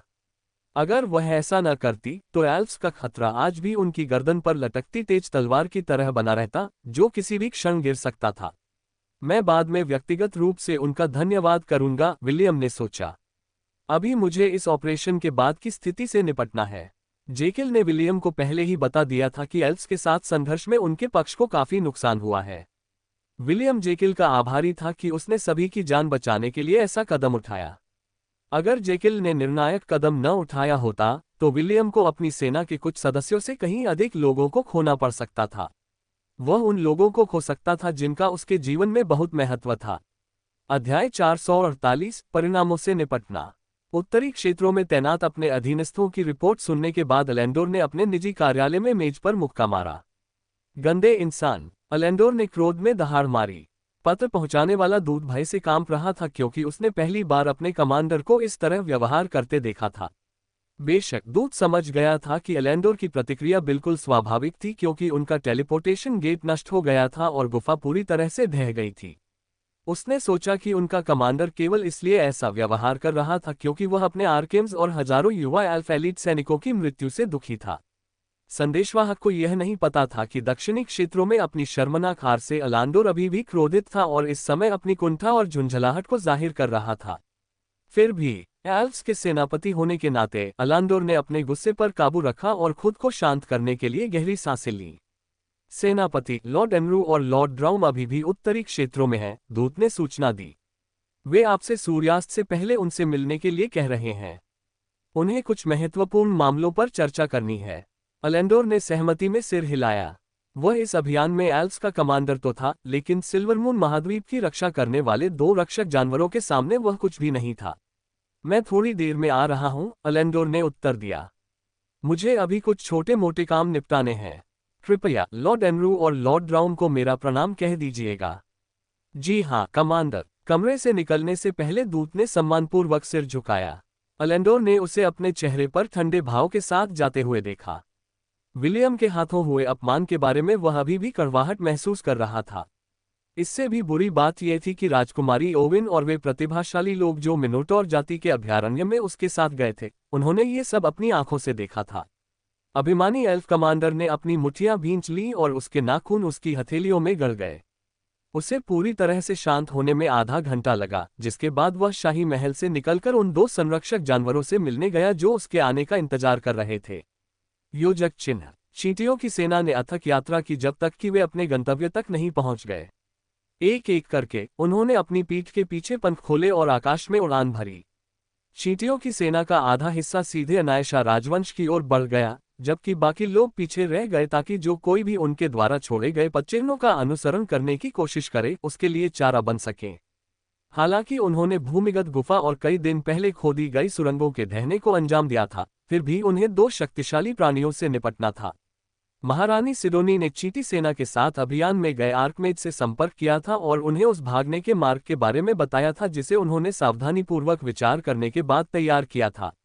बेहोश एल्फ्स को ले जा रही उड़ने वाली चींटियां जितनी तेजी से हो सकती थीं, उतनी तेजी से आगे बढ़ीं, जबकि बाकी चींटियों ने अलग अलग दिशाओं में कई सुरंगें खोदी। उनकी योजना प्राचीन गोलेम और किलिन को धोखा देने की थी ताकि वे उनकी उड़ने वाली सेना को न ढूंढ सकें। भले ही प्राचीन गोलेम शक्तिशाली था, फिर भी वह उस सही सुरंग को नहीं ढूंढ सकता था जो उसे चींटी सेना के उस मुख्य भाग तक ले जाती जो उन कल्पित बौनों को ले जा रही थी। सौभाग्यवश एनरू और ड्राउम को टेलीपोर्टेशन गेट के स्थान पर लौटने में 1 घंटा लगा। उसी समय चींटियों की सेना आसमान में उड़ चुकी थी। वे उस मार्ग पर उड़े जिसे महारानी सिडोनी ने पीछा करने वालों को उनके पदचिह्नों का पता लगाने से रोकने के लिए सावधानीपूर्वक चुना था। विलियम के विनाशकारी हमले से दोनों रक्षक जानवर पूरी तरह सुरक्षित बच गए। उनके लौटने में देरी का कारण ये था कि वे इस बात पर बहस कर रहे थे कि उन्हें जेकिल और लाल बालों वाले लड़के का पीछा करना चाहिए या टेलीपोर्टेशन गेट के स्थान पर वापस लौटना चाहिए। अंत में एनरू और ड्राउन ने उत्तरी क्षेत्रों में लौटने से पहले आधे मन से जेकिल और विलियम के ठिकाने की तलाश करने की कोशिश की। जब वे वहां पहुंचे तो गुफा पहले ही ढह चुकी थी। ड्राउन ने तुरंत अपनी शक्ति का उपयोग करके टेलीपोर्टेशन गेट से मलबा हटाया। ढही हुई गुफा से सैकड़ों एल्फ शव, गोबलिन, जानवर और कई किशोर मनुष्यों के शव निकाले गए। ड्राउन ने उन्हें बिना किसी औपचारिकता के एक तरफ फेंक दिया और टेलीपोर्टेशन गेट की ओर देखा, लेकिन उसे वहां कुछ नहीं मिला। तभी उसे धरती के नीचे कई सुरंगों का पता चला और वह तुरंत उनकी जांच करने निकल पड़ा। वहां उसका सामना कई चींटियों से हुआ और उसने उन्हें निर्दयतापूर्वक मार डाला। कई घंटों तक कई असफल प्रयासों के बाद प्राचीन गोलेम ने फैसला किया कि आगे की जांच का कोई फायदा नहीं है। टेलीपोर्टेशन गेट नष्ट हो चुका था और अब वह कुछ नहीं कर सकता था। उसे केवल चींटियों का ही पता चला था और वह एल्व्स के कमांडर अलेंडोर से पूछने की योजना बना रहा था कि क्या वह उनके बारे में कुछ जानता है।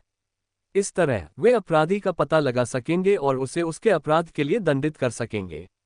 योजक चिन्ह। जब ये सब हो रहा था, कॉनर हेलेन साम्राज्य के शाही महल के अंदर अपने कार्यालय में था और फ्लॉयड की रिपोर्ट का इंतजार कर रहा था जिसे उसने सेलिन से बात करने के लिए भेजा था। उसे उम्मीद थी कि सेलिन विलियम को इस बात के लिए मना लेगी कि जब तक एल्व्स के खतरे से निपटा नहीं जाता तब तक वह अस्थायी रूप से उसके साथ काम करे। कई दिन बीत चुके थे लेकिन उसे कोई खबर नहीं मिली। पहले तो उसने सोचा कि फ्लॉयड अपने मिशन में सफल हो गया है और विलियम को ढूंढने के लिए सेलिन के साथ काम कर रहा है। हालांकि कई दिनों तक इंतजार करने के बाद भी उसे उस जादूगर से कोई रिपोर्ट नहीं मिली जो उनके संगठन के लिए सुपर सोल्जर्स बनाने का प्रभारी था।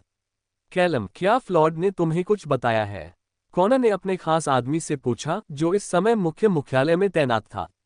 कैलम अमर भूमि के ठिकाने की खोज में लगे सभी लोगों के साथ समन्वय स्थापित करने और उनके द्वारा की गई रिपोर्टों को दर्ज करने में व्यस्त था।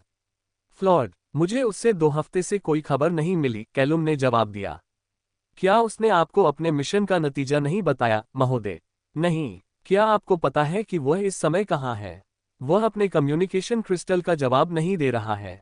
कृपया मुझे एक क्षण दीजिए, मैं उनकी प्रयोगशाला में उनके अधीनस्थों से संपर्क कर लेता हूँ। कॉनर ने सिर हिलाया और कैलम से अपना संपर्क तोड़ दिया। कुछ मिनट इंतजार करने के बाद उसकी अंगूठी पर लगा क्रिस्टल तेजी से चमक उठा।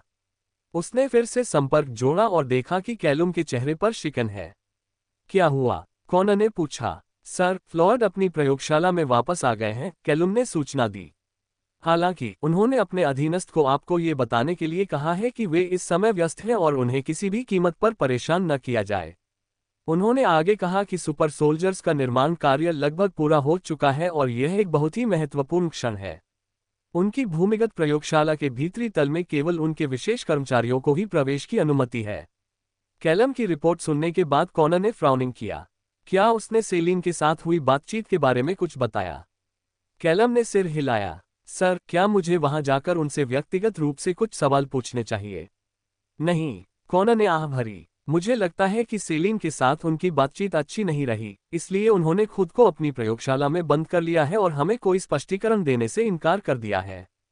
कॉनर को अब पछतावा होने लगा था कि उसने यह महत्वपूर्ण कार्य उस सन की विद्वान को सौंप दिया था जो सेलिन को अपना आदर्श मानता था। उसने सोचा था कि चूंकि फ्लॉयड सेलिन से मिलने के लिए इतना बेताब था, इसलिए वह उस काली जादूगरनी से मिलने और अपने प्रस्ताव पर चर्चा करने के लिए सबसे उपयुक्त संदेशवाहक होगा। मैं बस यही उम्मीद करता हूं कि उसने कोई बेवकूफ़ी भरी हरकत न की हो, कॉनर ने मन ही मना भरी। अमर भूमि की खोज कर रहे हमारे एजेंटों पर नजर रखना जारी रखें। मैं थोड़ी देर में सेलिन से मिलने जा रहा हूं। अगर कोई महत्वपूर्ण बात सामने आए तो मुझे सूचित करना। क्या मेरी बात समझ में आ गई? जी सर, कैलम ने आदरपूर्वक सिर झुकाया। इसके बाद कॉनर ने फोन काट दिया और लौट जाने की तैयारी करने लगा। किसी कारणवश उसे बेचैनी होने लगी। उसे उम्मीद थी कि फ्लॉयड ने सेलिन को इतना नाराज नहीं किया होगा कि वह उससे मिलने से इनकार कर दे। अध्याय 449, एक अप्रिय आश्चर्य की तैयारी। अरसलान, मुझे खुशी है कि तुम अभी भी जीवित हो। पॉल खुद को रोक नहीं पाया और अरसलान को देखते ही गले लगा लिया। अगर तुम मेरे फेफड़ों को कुचलते रहे तो मैं ज्यादा देर तक जीवित नहीं रहूंगा, अरसलान हौंफते हुए बोला और उसने पॉल की पीठ थपथपाकर उस भावुक योद्धा को पीछे हटने का इशारा किया। राजकुमार अलारिक मुस्कुराते हुए ये सब देख रहे थे। ज़ेलान राजवंश के सबसे शक्तिशाली प्रतिभाशाली व्यक्ति को सुरक्षित देखकर उन्हें काफी राहत मिली। हालांकि अरसलान के गले में लटकी गुलामी की डोर ने इस मिलन के माहौल को थोड़ा फीका कर दिया। विलियम ने अरसलान को जेल से रिहा करने से पहले उससे पूछताछ की थी।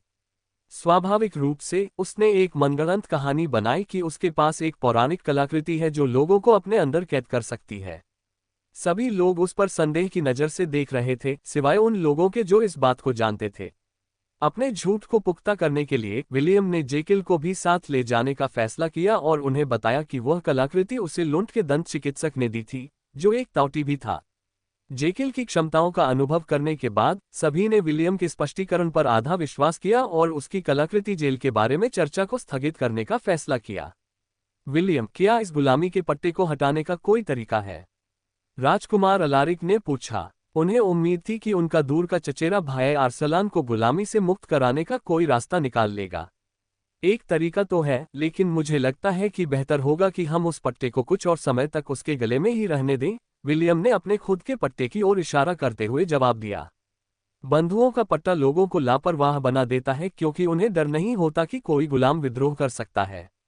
अगर हम इस तथ्य का लाभ उठाएं तो युवराज एक समझदार व्यक्ति थे और वे विलियम के इशारे को समझ गए थे। क्या उसे दोहरा एजेंट बना दें?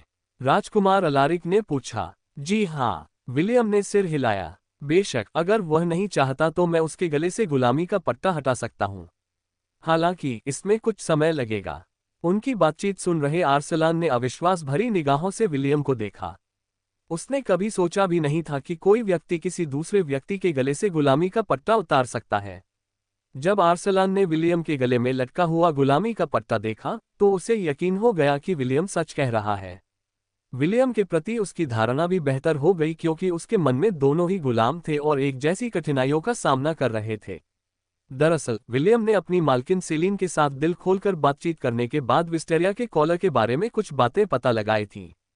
गुलामों के गले में बांधे जाने वाले पट्टे का एक छिपा हुआ कार्य ये था कि यह इसे पहले पहनने वाले को गुलामी के जादू से प्रतिरक्षा प्रदान करता था। इस पट्टे का दूसरा दिलचस्प कार्य ये था कि यह वास्तव में अन्य दास पट्टों के गुलामी के जादू को खत्म कर सकता था। अब उसे समझ में आ गया कि सेलिन और सेलेस्टे को बचपन में गुलामी के पट्टे क्यों पहनने पड़ते थे। ऐसा इसलिए किया जाता था ताकि कोई उन्हें गुलाम न बना ले। अब विलियम कई सालों से पट्टा पहने हुए था, इसलिए अगर वह उसे उतार भी दे तो भी उस पर गुलामी का कोई और जादू काम नहीं करेगा। सेलिन के अनुसार विस्टेरिया के आवरण के 9 विशेष कार्य थे। किसी व्यक्ति के भीतर छिपी हुई प्रकाश या अंधकार की शक्ति को उजागर करें। इसे पहनने वाले किसी भी व्यक्ति को दास्ता के जादू से प्रभावित होने से रोकें। ये क्षमता प्रदान करता है कि अन्य दास बंधन के पट्टे या किसी अन्य समान उपकरण और कलाकृतियों के दास्ता के जादू को समाप्त किया जा सके। ये पट्टा पहनने वाले अंतिम व्यक्ति को इसे दूसरों को सौंपने की क्षमता प्रदान करता है, जिससे वे उनके गुलाम बन जाते हैं। यह उपयोगकर्ता को सिल्वर मून महाद्वीप में उन कुछ स्थानों में प्रवेश करने की अनुमति देता है जो विस्टेरिया कबीले से संबंधित थे। सेलिन ने उसे कॉलर के 9 कार्यों में से केवल 5 के बारे में बताया था क्योंकि शेष 4 ऐसे थे जिन्हें वह चाहकर भी किसी के साथ साझा नहीं कर सकती थी। जब वह अभी भी कॉलर पहने हुए थी तब उसके दादा ने उसे यह सख्त आदेश दिया था कि वह विस्टेरिया कॉलर के शेष 4 कार्यों का खुलासा किसी को भी न करे। विलियम ने झूठ बोला जब उसने कहा कि उसे अरसलान के गुलामी के बंधन को तोड़ने की विधि तैयार करने के लिए कुछ समय चाहिए क्योंकि उसे लगा कि अगर वह युवा योद्धा एल्फ सेना के भीतर एक जासूस बन जाता है तो वह अधिक महत्वपूर्ण भूमिका निभाएगा। स्वाभाविक रूप से अरसलान भी विलियम की योजना के परिणामों को समझता था। एक और ज़ेलान राजवंश की राजधानी में लौटने पर उसे एल्फ्स द्वारा दुर्व्यवहार और यातना का सामना करना पड़ सकता था। दूसरी ओर वह गठबंधन को महत्वपूर्ण जानकारी प्राप्त करने और देने में सक्षम होगा क्योंकि वह राजकुमारी ओविन के निजी अंगरक्षक के रूप में कार्य करता था। अरसलान को यह नहीं पता था कि विलियम उसकी दृढ़ता की परीक्षा ले रहा था। यदि वह गुलाम बनकर रहने के लिए सहमत हो जाता तो वह गुलामों के पट्टे में कुछ बदलाव करके अरसलान को थोड़ी बहुत स्वतंत्रता दे देता। वह कुछ आदेशों को अनदेखा करने और यहां तक कि स्वतंत्र रूप से कार्य करने का विकल्प चुन सकता था। सरल शब्दों में कहें तो अरसलान एक छिपे हुए हथियार की तरह था जो एल्फों की कमान को उस समय छुरा घोंप सकता था जब उन्हें इसकी बिल्कुल भी उम्मीद नहीं थी। हालांकि इस भूमिका में अपार खतरे थे, लेकिन यह महत्वपूर्ण क्षणों में युद्ध का रुख भी बदल सकती थी। अरसलान ने कई मिनट तक विलियम को ध्यान से देखा, फिर सिर हिलाया। आखिरकार उसने अपना फैसला कर लिया था और उसके जवाब ने सभी को उसकी ओर प्रशंसा और सम्मान की दृष्टि से देखने पर मजबूर कर दिया। मैं तुमसे आखिरी बार पूछ रहा हूं, विलियम ने अपने से कुछ साल बड़े किशोर लड़के के कंधे पर थपथपाते हुए कहा, क्या यही तुम्हारा अंतिम उत्तर है? आर्सलान ने दृढ़ता से सिर हिलाया। हाँ, मैं ब्राया ग्लेन लौटूंगा और वह चूहा बनूंगा जो एल्फ जाति को घुटने टेकने पर मजबूर कर देगा। लेकिन मेरी एक शर्त है। बोलिए, विलियम ने उत्तर दिया।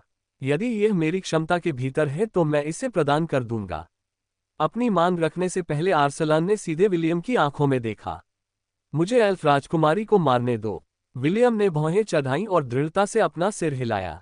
तुम ऐसा नहीं कर सकते, विलियम ने उत्तर दिया। राजकुमारी ओविन मेरी माँ है, संत की शिष्या और एल्फ जाति की अनमोल राजकुमारियों में से एक। अगर तुम उन्हें मार डालोगे तो एल्फ न केवल तुम्हें बल्कि ज़ेलान राजवंश के सभी नागरिकों को खत्म करने की खून की कसम खा लेंगे। मेरा विश्वास करो, वे ऐसा करने में सक्षम हैं। विलियम ने अरसलान को सिल्वरमून महाद्वीप के 2 संरक्षक जानवरों के प्रकट होने के बारे में बताया। ज़ेलान राजधानी को पूरी तरह से नष्ट करने के लिए ड्राउन ही काफी था। एक छद्म देवता का प्रकोप इतना भयानक था कि उसे आसानी से भुलाया नहीं जा सकता था। विलियम की बातों को समझने के लिए आर्सलान ने अपनी निगाहें सिकोड़ लीं।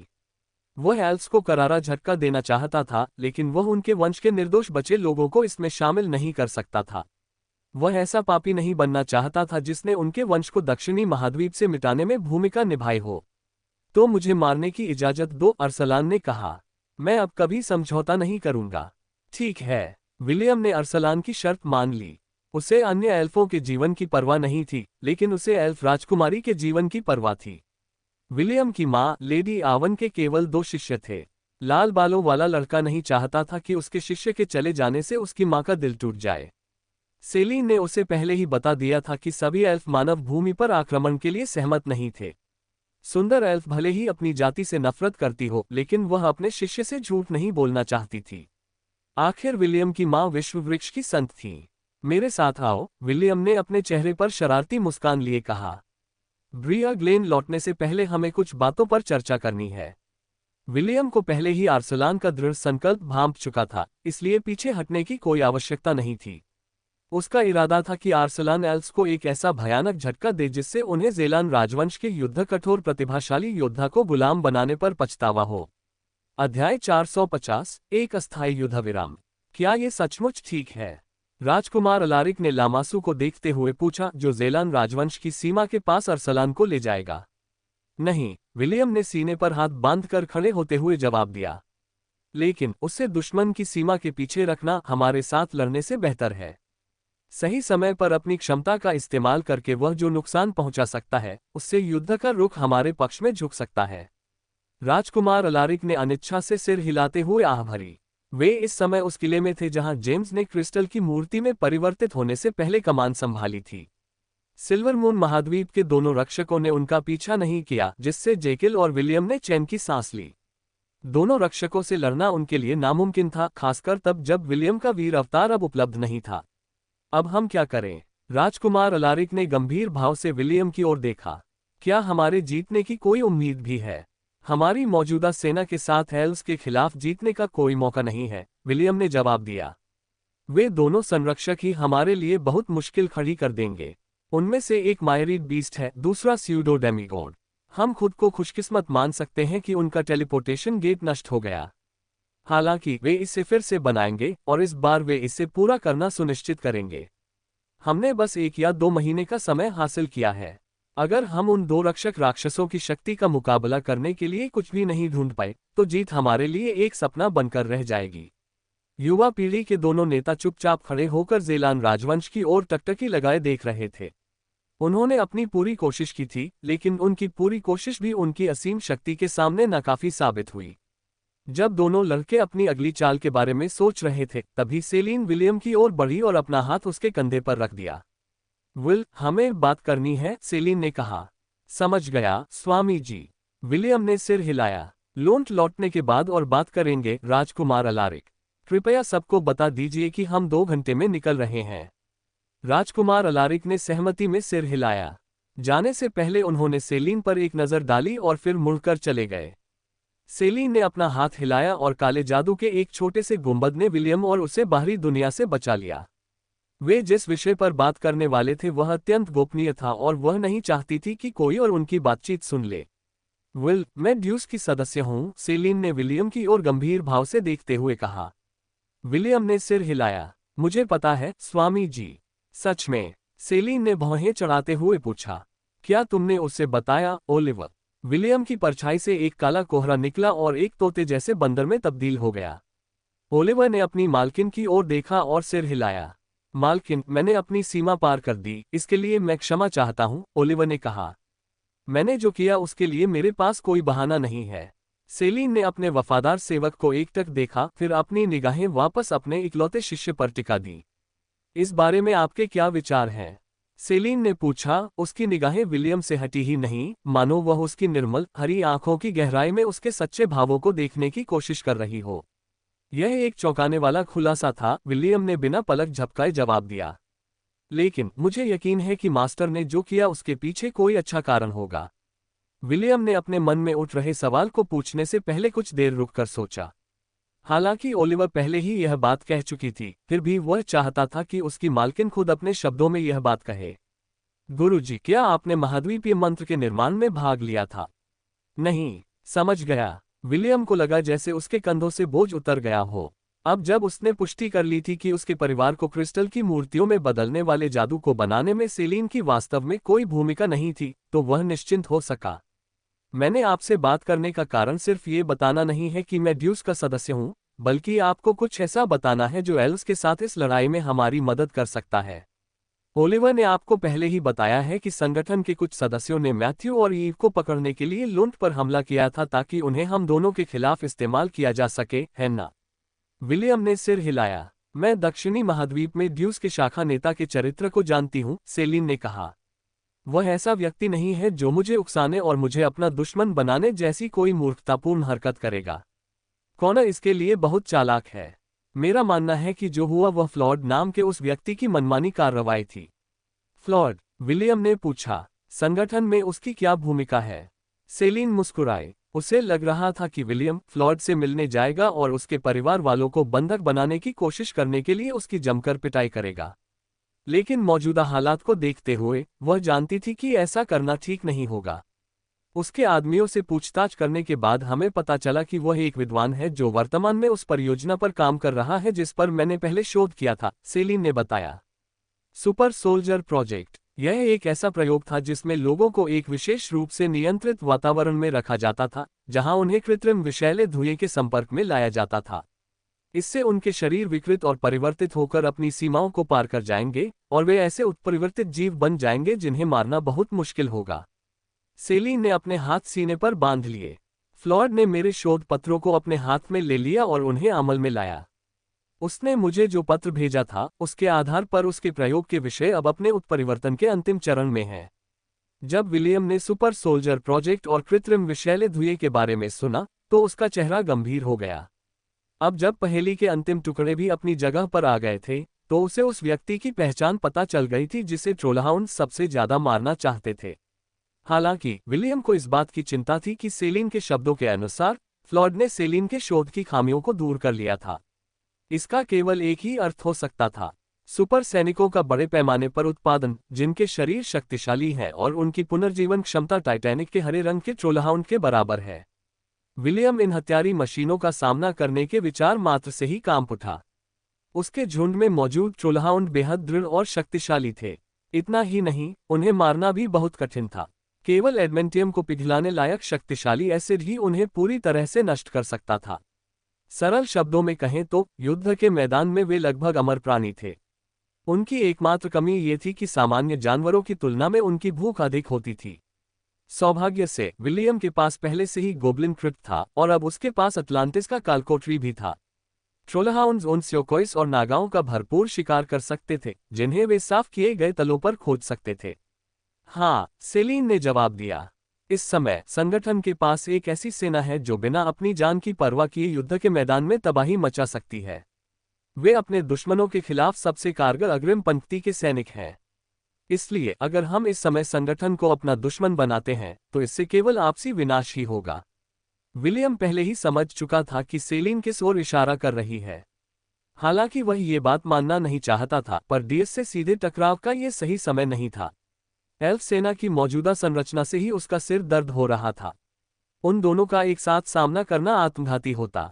अस्थायी युद्ध विराम, विलियम ने पूछा। सेलिन ने सिर हिलाया। मुझे लगता है कि फिलहाल यही सबसे अच्छा उपाय है। अगर आप चाहें तो मैं ओलिवर को अभी कॉनर के पास भेज सकती हूँ ताकि वह पता लगा सके कि कॉनर आपसे बात क्यों करना चाहता था। उसके जवाब के आधार पर हम तय कर सकते हैं कि हम उनके साथ सहयोग करेंगे या नहीं। विलियम ने कुछ देर सोचने के बाद सिर हिलाया। अस्थायी समझौता ठीक था। उसे ड्यूस और एल्स के बीच कम खतरनाक विकल्प चुनना था और इस समय कॉनर के संगठन की तुलना में एल्स का खतरा कहीं अधिक था। बहुत खूब स्वामी जी, विलियम ने कहा। चलिए पहले कॉनर से मिलते हैं। विलियम को कॉनर के बारे में पहले से ही पता था क्योंकि नन्ही रेन उसका पीछा करते हुए हिडन वैली तक गई थी जहां अमर भूमि स्थित थी। फिर भी ड्यूस के नेता के बारे में उसे जो कुछ भी पता था वह केवल सुनी सुनाई जानकारी थी। कॉनर से आमने सामने मिलकर ही विलियम उसके चरित्र को समझ पाएगा और यह जान पाएगा कि क्या वह ऐसा व्यक्ति है जिसके साथ वह सहयोग कर सकता है, कम से कम तब तक जब तक विदेशी आक्रमणकारियों का खतरा टल न जाए। आगे की कहानी सुनाने के लिए VM स्टोरी वर्ल्ड को सब्सक्राइब करो।